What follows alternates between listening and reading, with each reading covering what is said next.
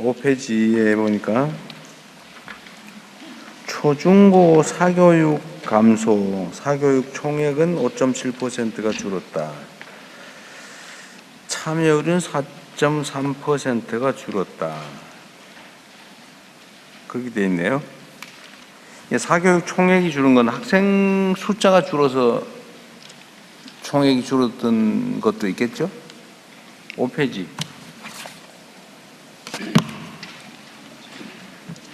프레젠테이션 5페이지. 네, 프레젠테이션 5페이지.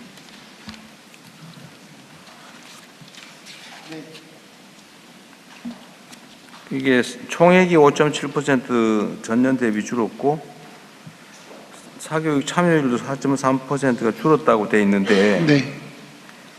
혹시 사교육 총액이 줄어든 거는 아이들 숫자가 줄어들어서 생긴 거 아니냐? 그렇지 않습니다. 아, 그래? 네, 네. 숫자는 똑같은데 근데 왜 줄어들었을까요? 맨날 늘어난다고 다 계속 난리였잖아요. 늘어났었는데요. 네. 그러니까 올해 들어서 특히 그 사교육에서 유아나 초등학교 1, 2, 3학년 학생들이 돌봄의 필요에 따라서 가든 사교육 분야를 저희들이 적극적으로 지원하게 되면서 통합 돌봄을 줄어들었습니다. 확대하면서 네네. 어거지로 학원 보내던 게 줄었다. 네, 뭐 네, 이렇게 그런 이해하면 것도 됩니까? 크게 요인으로 보입니다. 네. 다행이네요. 그 다음에 하나는 지금 이제 과거에는 하여튼 점수로 1등부터 지금 학생 수가 응시 인원수가 연간 몇 명이나 됩니까? 학력고사 뭐 하여튼 이런 거 보는 수능 시험 말씀입니까? 약 45만 명 정도. 45만 명? 하여튼 이 45만 명을 1등부터 쭉 점수를 매겨가지고 하여튼 한 개 등수 차이 0.000 뭐 몇 점 이렇게 될 수도 있겠죠. 근데 이렇게 하는 거고 이제 등급제가 생겼잖아요. 1등급, 2등급, 3등급. 근데 같은 등급 안에는 점수 차가 있지만 같이 지급하는 거죠. 근데 이게 이제 그 전원을 등수를 다 매기는 거하고 등급을 매기는 거하고 이게 이제 등급을 매기면 입시 과열이 조금 줄어들 수 있는 거죠. 네, 그렇다고 보고 있습니다. 그 등급제를 도입한 취지는 원래 그런 건가요? 등수제로 안 하고 등급제를 도입한 이유는 뭐예요? 그 전체를 어디서 개인 40몇만을 등수로 하기는 아무래도 어려움이 있어서요. 그래서 이제 9등급제로 하다가 이 등급제를 5등급제로 하면서 조금 더 그나마 그러니까 경쟁을 좀 완화하려고 한 거겠죠. 그렇습니다. 네. 5등급인데 이걸 만약에 예를 들어서 2등급으로 한다. 또는 극단적으로 한 개 등급으로 했다고 하면 이제 등수가 의미가 없어지는 추첨제가 되는 거죠. 그렇게 되는 거잖아요. 그렇게 생각할 수 있겠습니다. 아니 이론적으로는 그렇지, 이론적으로. 네. 어쨌든 등급의 계급을 숫자를 줄이는 만큼 경쟁은 좀 완화되는 거죠. 네, 어쨌든 전체적으로 지금 이 새로운 사회 AI가 도입되는 AI. 아니 제가 보는 그 네. 단순히 제가 이론적인가 물어보는 거예요. 네, 네. 예를 들면 우리 입시제도가 과거에는 등수제로 하다가 등급제로 전환했고 등급이 어쨌든 9등급에서 5등급으로 줄었다는 거잖아요. 네. 그러면 예를 들면 상위 1등급이 예를 들면 이제 20%? 네. 20% 안에서는 그 성적 차이가 입시에 영향을 안 미치는 겁니까? 일단 수능 점수 자체로는 안 미치는데. 안 미치는 거죠. 네. 다른 요소, 다른 건 빼고 그건 다른 것으로 평가로 판단하죠. 네. 점수 자체만은 네. 같은 등급이면 똑같이 취급하는 거죠. 네.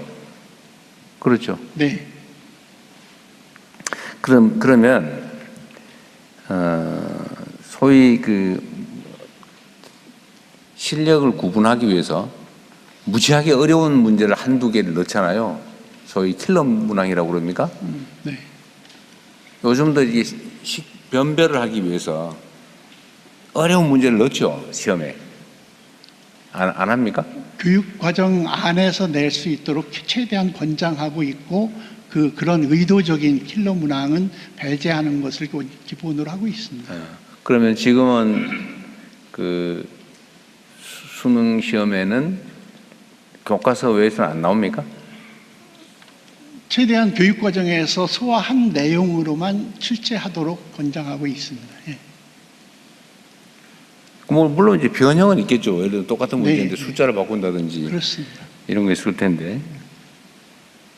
이게 왜 물어보냐면 어쨌든 사교육 또는 선행학습, 특히 이제 사교육 교과서에 안 나오는 문제가 어떤 게 나올지 모르니까 그거를 대비하기 위해서 어쨌든 아주 고득점을 하기 위해서 그런 거는 지금은 그러면 많이 없어진 거예요. 제가 좀 교과서에 안 나오는 거 시험 문제 대비하기 위해서 네, 사교육 받는 건 없어진 거예요. 제가 좀 답변 올리겠습니다. 그 오지선다 객관식 시험을 치고 있고요. 이제 수능에서는 일부 영어 제외 국어 한문은 절대평가 등급제로 하고 있고 나머지 과목은 여전히 상대평가 표준 점수를 주고 있습니다. 주고 있는데 지금 수능이 32년간 시행되면서 기출 문제를 피하면서 정상적인 문제를 출제하는 데 한계에 봉착해 있습니다. 그래서 아주 이상한 문제들이 나왔다고 흔히 뉴스로 나오는 것이 그것입니다. 그래서 이제 이른바 상위권 변별력을 위해서 이른바 킬러 문항이라고 불리는 문제가 나오고 있고 완전히 해소됐다고 생각되지 않습니다. 현재 그래서 객관식 수능 시험을 계속할 것이냐의 문제는 깊이 한번 고민해 봐야 될 주제입니다. 근데 결국은 평가의 편의를 위해서 그러니까 오해받지 않고 평가 점수로 어쨌든 선별 기준, 변별력을 확보하려고 문제를 어렵게 내는 거잖아요. 네. 시험 문제 다니면 다 점수 네. 똑같아져 버릴 테니까. 네. 근데 그게 결국은 학생들을 위해서라기보다는 선발하는 측의 편의와 안전성을 위해서라고 보는 게 맞겠죠. 그런 측면이 있습니다. 그러니까 교육 당국이 이제 오해받지 않고 좀 확실하게 이제 칸을 치고 5등급이라도 어쨌든 나누고 이런 거를 하는데 혹시 의심을 받을까 해서 웬만하면 다 객관식으로 하고 그러다 보니까 사실은 굳이 안 배워도 될 거를 갖다가 특이한 것까지 막 다 모든 영역을 만약을 대비해서 다 공부하고 이 사회적 낭비를 초래하는 측면이 있는 거죠. 있습니다. 근데 이게 고민을 좀 해보자는 취지인데요. 지금은 학생들에게 과거에는 해답을 쓰는 능력을 주로 길러줬잖아요. 네. 뭐 이 닥치는 문제를 어떻게 풀 거냐. 근데 지금은 확실히 변했는데 질문만 하면 답은 사람보다도 뛰어난 사람보다도 프로그램이 훨씬 더 잘해주는 시대가 돼버렸잖아요. 네. 답하는 능력은 거의 의미가 없어지는 시대가 오고 있죠. 지금은 질문을 얼마나 잘할 것이냐. 특히 인공지능 좀 더 이제 나와서 앞으로 뭐 일반 인공지능 뭐 이런 게 곧 현실이 될 텐데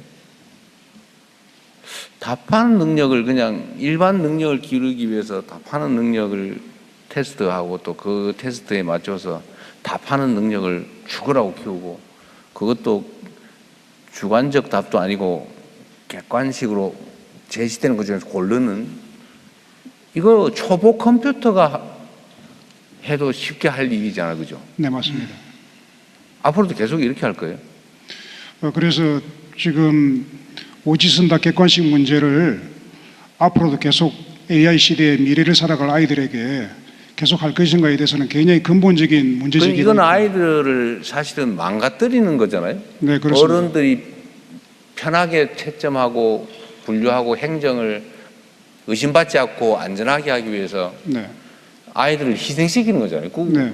필요 없는 걸 가르치고 아들 규격화하고 지금 규격화된 인격체들은 별로 유효성이 없잖아요. 그죠? 네, 세상은 좀 독창적이고 창의적이고 좀 개성 있고 이런 사람을 원하지 똑같이 만들어진 사람을 결코 원하지 않단 말이에요. 똑같은 거는 인공지능이 이제 다 해치울 텐데 지금도 컴퓨터가 대부분 하고 있지만 인공지능은 더 할 거 아닙니까?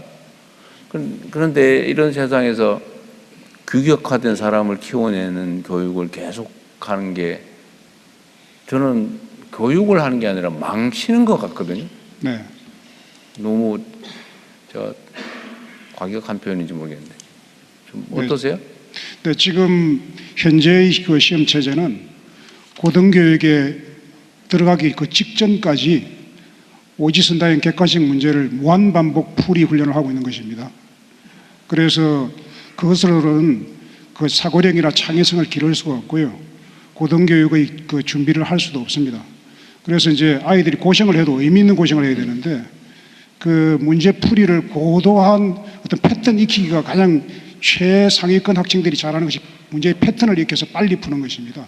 그러니까 네, 그 초보 컴퓨터 되는 연습을 하고 있는 거예요. 그렇습니다. 그것은 그 학생들의 지적 능력을 그다지 확충하지도 못하고 사고력을 기르지도 못하고 창의성도 기르지도 못합니다. 이것을 지금 크게 가령 논술 서술형으로 적극적으로 도입해서 아이들이 오지선다에서는 남이 써놓은 정답을 고르는 것에 불과합니다. 그런데 이제 자기 손으로 자기가 정답을 쓰게 만들어야 됩니다. 그래서 그것이 이제 논서술형 교육이고요. 수능에서부터 논서술형 그 평가 방식을 도입하면 학교도 적극적으로 공교육에서도 적극적으로 하고 해서 가장 중요한 것은 대입 제도를 좀 바꿈으로써 학교 교육을 바꿀 수가 있다.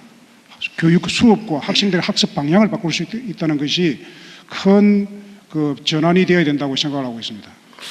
아니 그러니까 지금 이제 우리 교육위원장님 말씀도 일단 좀 진전된 것 같긴 한데 주관식으로 답을 쓰는 뭘 물어보면 거기다 답을 쓰는 그걸 지금 이제 다음 차선으로 하겠다는 건데 네, 이게 좀 무책임한 얘기인지 모르겠지만 아까도 얘기했잖아요. 누군가 물어보는 내주는 과제를 푸는 이거는 이제 컴퓨터 시키면 인공지능 시키면 된다니까요. 이제 뭐라고 질문할 것이냐, 뭐라고 구상할 것이냐, 세상에 없는 새로운 생각을 어떻게 표현할 것이냐 이런 거를 배워야 되는 거 아닌가요? 네, 질문하는 능력이 AI 시대에 가장 중요한데 질문하는 능력도 사고력과 창의성이 기본입니다. 창의성과 그 사고력을 기르는 방식이 평가 방식으로서는 오지선다 객관식으로는 전혀 다르지 그건 않습니다. 뭐야? 그건 당연히 아니고 네, 그건 그래서 망치는 거고. 논서술형 출제를 하게 되면은 학생들이 사고력과 창의성을 기를 수 있는 그 수업 방식도 달라지고 학생들의 학습 방식도 달라지고 어릴 때부터 책을 읽게 되고 그런 방향을 유도해 나갈 수가 있습니다. 대통령께서 말씀하신 그런 문제의식에 기초해서 어쩌면 초등학교, 중학교 과정까지는 거의 수업 자체가 학생들이 어떤 것에 대해서 문제의식을 가지고 질문을 유도할 수 있도록 하고 그 질문에 대해서 함께 협력해서 그 문제 해결책을 찾아가도록 하는 방식으로 우리나라 교육의 수업 형식이 많이 진전이 됐습니다. 그렇지만 중3 이상 이렇게 되면 대학 입시라고 하는 큰 과제가 있어서 그것이 다시 고등학교 되면 원위치되는 상황이어서 대입 제도에 대한 어쨌든 변화는 필요하다. 그런데 워낙 예민한 문제여서 네. 어디까지 할 것인가 어떻게 할 것인가는 지금 국교위에서 중심이 돼서 대입 특위에서 논의를 하고 있는데 어쨌든 전 국민적으로 그 수기 과정을 거쳐서 단계적으로라도 어쨌든 변화해야 될 때가 왔다는 것은 거의 전체 국민이 동의하고 있다 이렇게 생각합니다. 그런데 어쨌든 이 입시제도라고 하는 게 이제 모든 교육의 방향을 정하는데 사실 다 거기 맞추잖아요. 심지어 대학 안 갈 사람들도 거기에 맞춰서 공부를 당하고 있죠, 그죠? 그렇습니다. 근데 이 이제 입시제도라고 하는 게 워낙 예민하다 보니까